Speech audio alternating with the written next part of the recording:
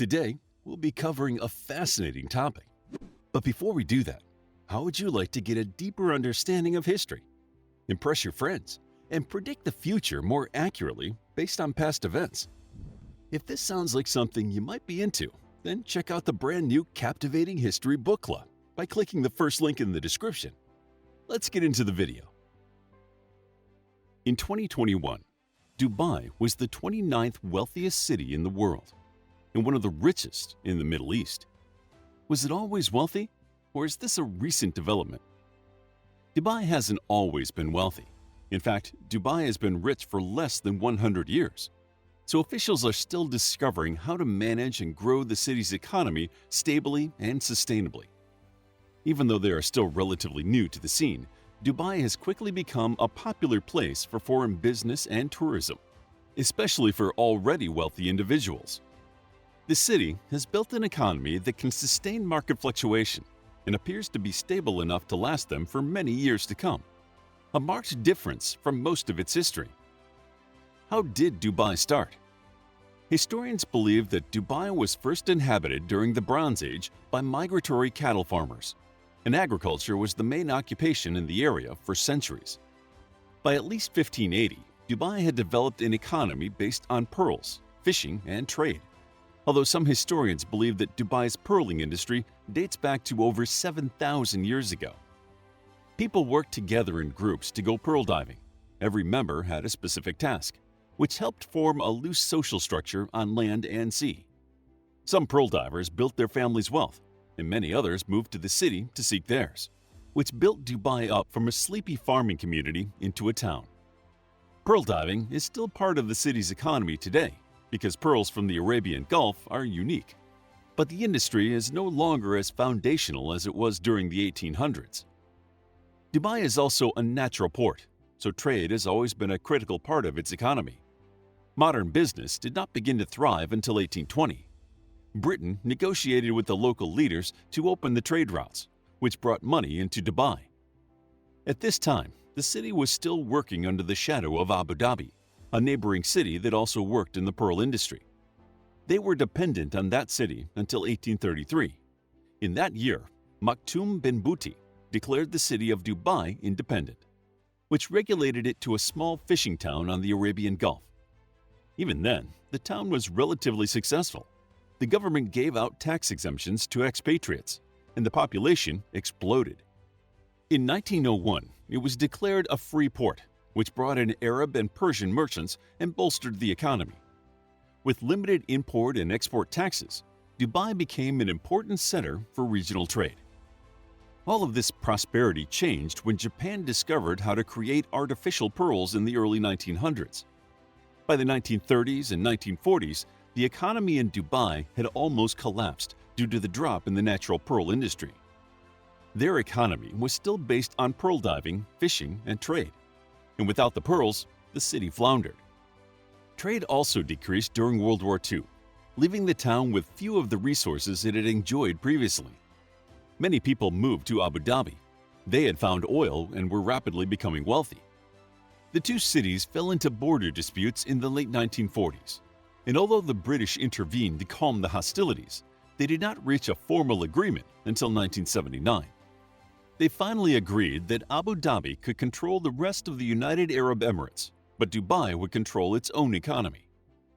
In an attempt to revive that economy, Sheikh Rashid bin Saeed Al Maktoum decided to dredge the creek that led to the Dubai port in the late 1950s. Modern boats were too big to pass through safely, which was hampering trade. He had to borrow massive amounts of money to do it, but he successfully opened up the port to vessels of all sizes, giving Dubai's economy a great boost.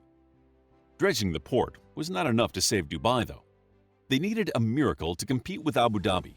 They needed to find oil.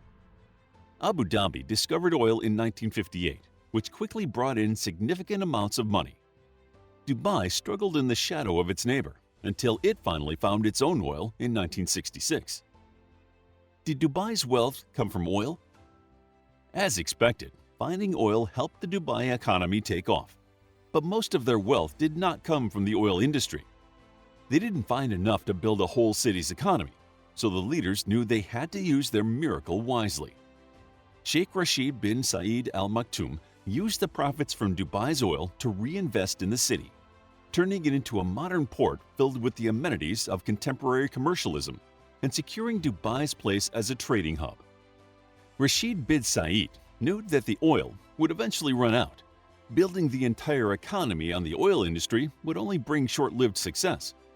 He was interested in building Dubai up for the long term, so he invested in infrastructure, including an airport and a wider port that could accommodate more boats at once.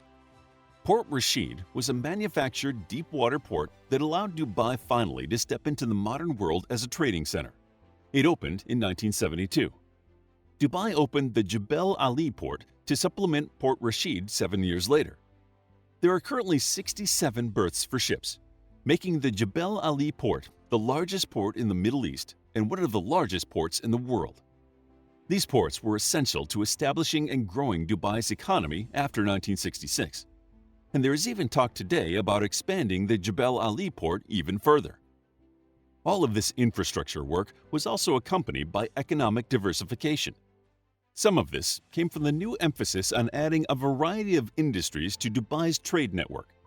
But the city's economy also began to build up its tourism industry, with attractions and luxury resorts. They built impressive buildings designed to catch the eye and amaze visitors with their height or ornamentation. Hotels began to appear everywhere, and cruise boats became an established part of the waterways, showing tourists a glimpse of how Dubai used to make its living in the pearl industry. They also invested in improving the streets and waterways to improve traffic patterns, allowing for more city beautification. By the 1990s, Dubai had established itself as a high-end global tourist destination through its infrastructure improvements and aggressive marketing. Everyone connected with Dubai was instructed to talk up the city as a luxurious destination, which brought in business people and the wealthy, bringing even more money into Dubai. Another critical part of Dubai's growing wealth was the creation of free zones. A free zone is an area where goods can be brought in, handled, and sent out without going through customs, and taxes are either light or non-existent. Free zones are important in international trade because it helps keep the cost of transportation down. It also brings additional money into the country by encouraging trade. Dubai has more than 30 free zones today, and the largest one is Jafsa, also called the Jebel Ali Free Zone. Established in 1985, it is basically a giant trading port. It started with only 19 companies, but it has since grown to house around 8,700 international companies, all of which benefit from the tax breaks. Businesses have flooded into the region, bringing a variety of industries that had not been a significant part of Dubai before, including sectors like food and agriculture, energy, e-commerce, logistics, automotive, and petrochemical. It may be hard to imagine all these different businesses existing so close together, but they are all part of this thriving hub in the Dubai economy. The Jebel Ali Free Zone takes up a little over 57 square kilometers, approximately 35.5 square miles, but it contributes 23.8% of Dubai's GDP. Dubai has successfully diversified. It does still see the dips in the global economy, but the number of different industries allows Dubai to continue to grow and evolve. They have allowed foreigners to buy and lease land in Dubai without obtaining citizenship, leading to a substantial increase in the real estate market as businesses from around the globe flooded into Dubai. It did suffer during the real estate crash in 2008, but has since rebounded, moving Dubai into an even wealthier position on the global stage. With its ideal placement between Europe and Asia to bridge across time zones, its position as a world trading center has secured Dubai as an ultra-rich global city. What is Dubai like today? Today, Dubai is a bustling city full of reminders of its wealth, from how its buildings stretch high to the luxuries it offers to its visitors. The iconic Burj Al Arab, on its own artificial island, is one of the world's tallest hotels. The Burj Khalifa is famous as the tallest building in the world and offers visitors panoramic views of the Dubai skyline. But it is not the only attraction designed around observing the surrounding beauty of Dubai. The Ain Dubai also gives tourists a beautiful 360-degree view. This gigantic observation wheel is twice as big as the London Eye, amazing visitors with its vistas and architectural marvels. Dubai also has a variety of tourist attractions, including film festivals and sporting events. There are several different museums, including a history museum inside an 18th century fortress and a modern art museum. The city seeks to cover all things that make a tourist destination truly popular, and the constant strive to improve the industry makes Dubai an extremely energetic city. Although Dubai is an international tourist destination, the city is also deeply rooted in its Islamic traditions. The city asks visitors to respect the majority religion, including public calls for prayer and a prohibition against alcohol in the streets. But they are also tolerant of other faiths. In fact, Dubai is considered by many to be one of the most liberal cities in the region. Still, the Islamic faith permeates many aspects of the city. Many of the entertainment centers in the city are in the touristy sections of town, and the locals do not frequent them. Dubai also continues to have media censorship that filters websites, news reports, and entertainment that do not align with the majority position. Although tourism is a highly valued part of the Dubai economy, it is not the only thing happening in the city today. It is a modern city, and as such, it is reliant upon motorized transport. The weather is too hot year-round for most pedestrians to be comfortable for any length of time. Vehicle traffic can be heavy, but Dubai has recently taken steps to reduce it by building a metro rail system. In an effort to continue its economic growth, Dubai has set up additional free zones, some of which are industry-specific. Trade continues to be an essential part of the Dubai economy, but they are also relying more heavily upon IT and information services. They are also beginning to manufacture locally to make the Dubai economy more self-supporting. Relying too heavily upon imports can lead to economic issues. The Dubai leaders are creating long-term plans to support the city and help it become even more wealthy. And economists are expecting the city to continue growing as they bolster the physical and soft infrastructures such as policies that promote businesses. Dubai has become rich remarkably fast, especially from a historical perspective. In less than 100 years, they jumped from a struggling fishing village to one of the wealthiest cities in the world. Their climb has come partially from luck. Discovering oil is rarely about skill. However, most of Dubai's lasting success has come from strong leadership and an understanding of economic theory. Instead of building their city on oil, they chose to use the oil to launch them into a diversified economy that would survive long after the oil had dried up.